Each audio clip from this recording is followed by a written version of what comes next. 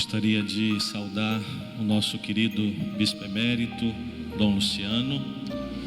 Saúdo o nosso vigário-geral, Padre Max, o Padre Rodrigo, cura da Catedral, e na sua pessoa quero saudar todos os presbíteros aqui presentes e agradecer pela presença nessa nossa missa diocesana, como também os senhores diáconos, os nossos queridos seminaristas, as religiosas, pessoas consagradas aqui presentes, o amado povo de Deus, os devotos de Santo Antônio, que nesta missa vem pedir e agradecer, e também as autoridades, tantas autoridades, tem uma lista grande aqui, por isso me perdoe se eu não vou dizer todos os nomes, mas me sintam muito acolhidos e abraçados.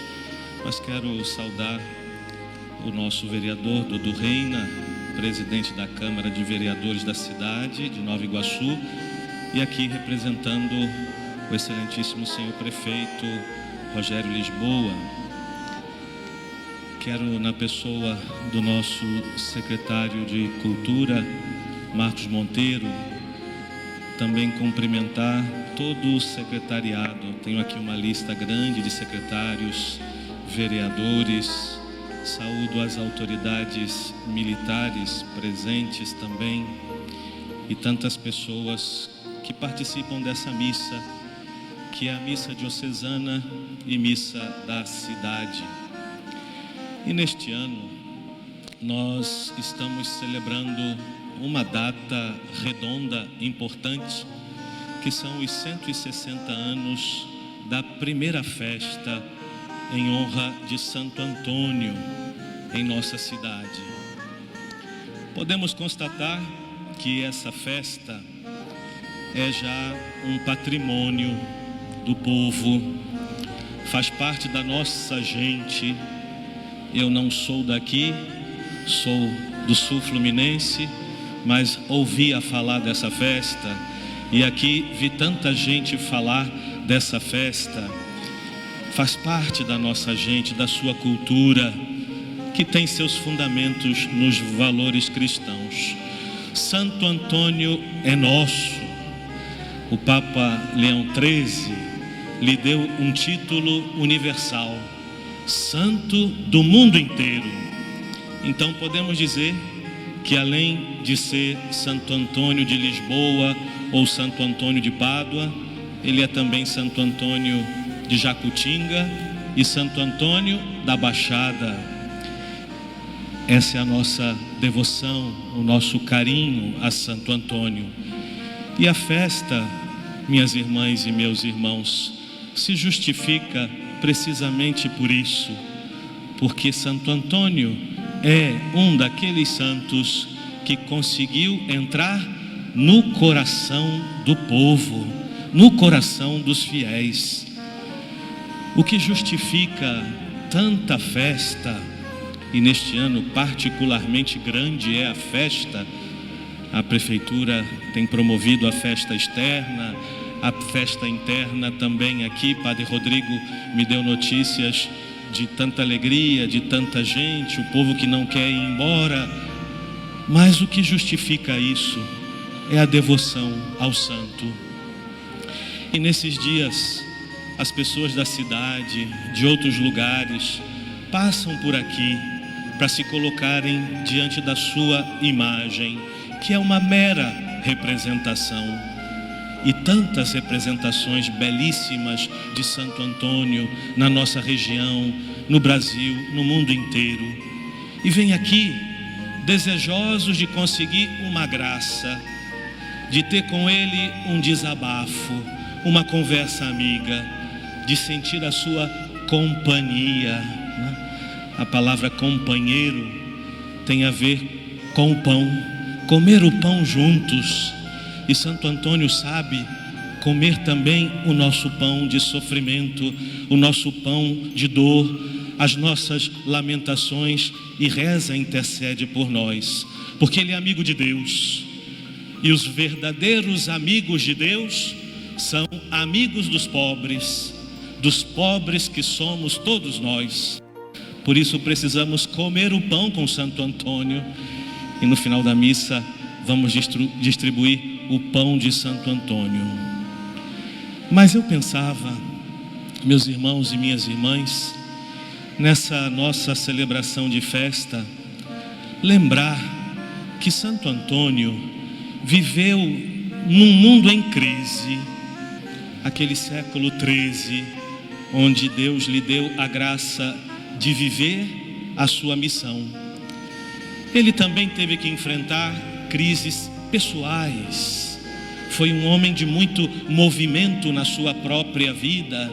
Começa um caminho, passa por um outro caminho, tem um sonho de uma missão, tem que desistir daquele sonho por não ter saúde e ter que voltar à terra e ali descobrir que Deus abria um novo campo de missão, de tal forma que Santo Antônio é um homem que está sempre em movimento. E as crises pedem isso a gente. As crises nos desestabelecem.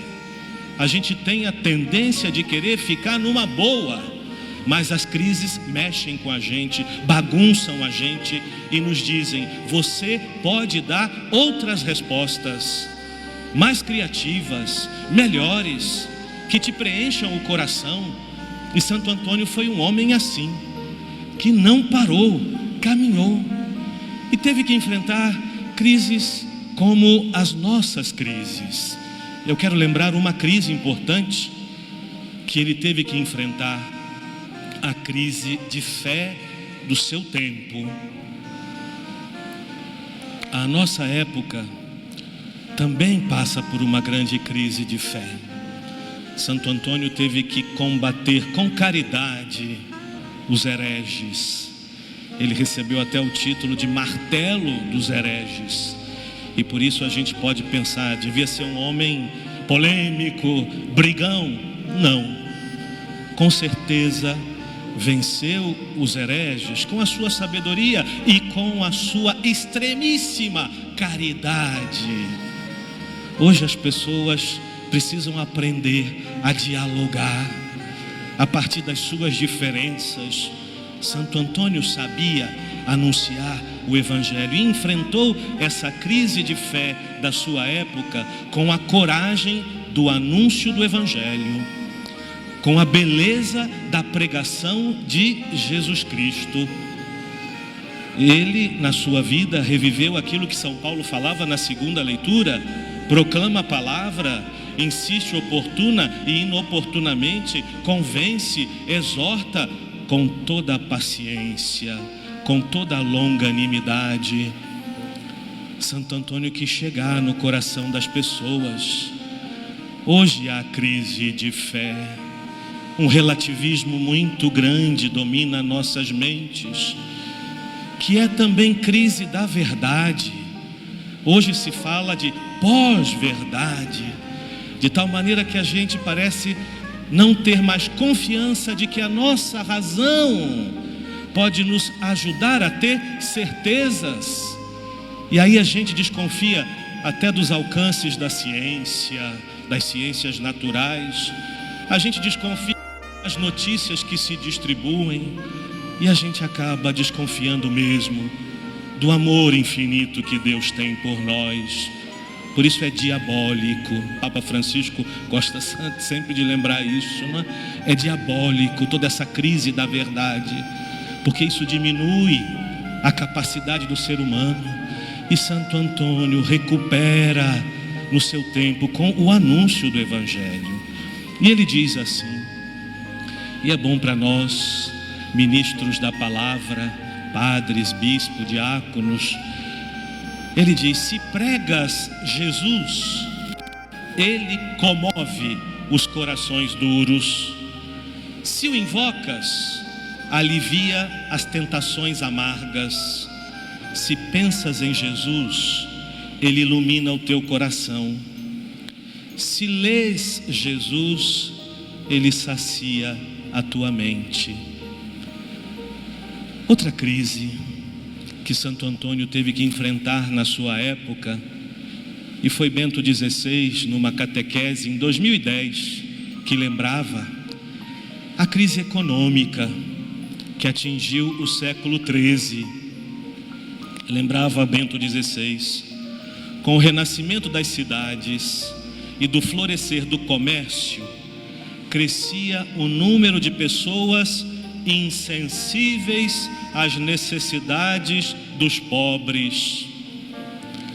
Por este motivo, Antônio convidou várias vezes os fiéis a pensar na verdadeira riqueza, a riqueza da cruz, que tornando bons e misericordiosos os homens e as mulheres, faz acumular tesouros no céu.